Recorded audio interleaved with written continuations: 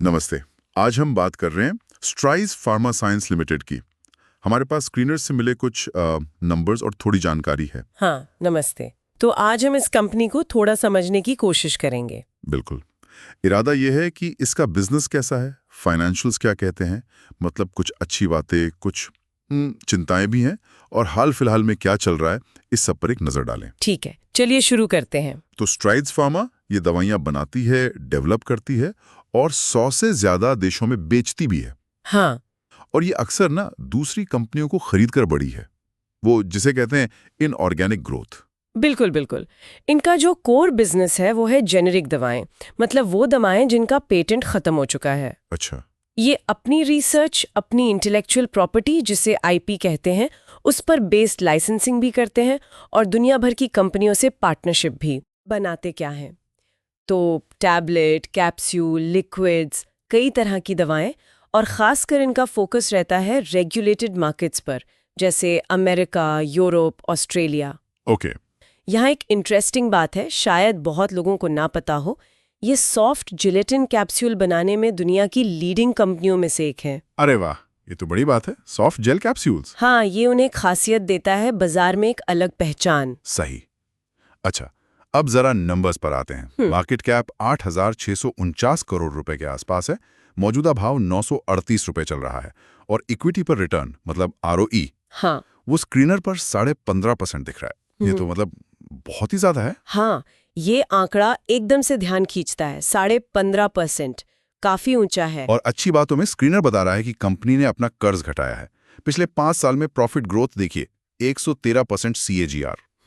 और आरओई का track record भी पिछले 3 साल का औसतन 50.4% है, जो बहुत अच्छा है। हाँ, ये सब तो मतलब ऊपरी तौर पर तो बहुत अच्छा लग रहा है।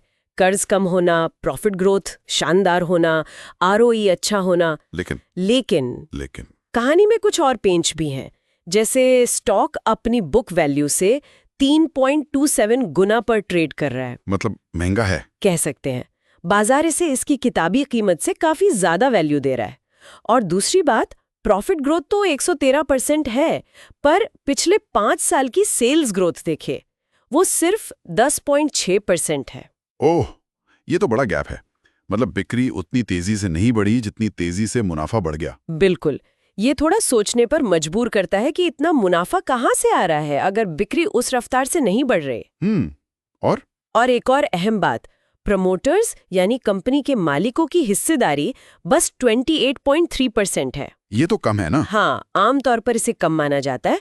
और इससे भी बड़ी चिंता की बात यह है कि इस 28.3% में से भी 52% हिस्सेदारी गिरवी रखी हुई है। क्या कह रहे हैं, आधी से ज्यादा? जी हाँ, 52% प्लेज्ड है, मतलब प्रमोटर्स ने अपने शेयर गिरवी रखकर शायद लोन लिया हो।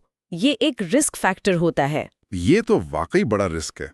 और एक और चीज जिसने मुनाफे के आंकड़े को इतना बड़ा दिखाया है, वो है 3,313 करोड़ रुपए की अन्य आय, अदर इनकम। 3,313 करोड़? ये तो बहुत बड़ा अमाउंट है। ये कहाँ से आया? मतलब दवा बेचने से तो नहीं है ये? नहीं, ये इनके कोर ऑपरेशन से नहीं है। अब ये पैसा कहाँ से आया, क्या ये वन टाइम है या आगे भी आएगा, ये जानना बहुत जरूरी है, क्योंकि इसने प्रॉफिट को बहुत ज्यादा बढ़ा दिया है। तो मतलब 151% आरओई और 113% प्रॉफिट ग्रोथ के पीछे इस अन्य आय का बड़ा हाथ हो सकता है। हो सकता है, बिल्कुल। इसकी डिटेल्स देखना बहुत जरूरी है। मैं तो काफी सारी चीजें खुल गईं। अच्छा, हाल फिलहाल में कंपनी की तरफ से कोई अपडेट्स? हाँ, कुछ हालिया घोषणाएं हैं।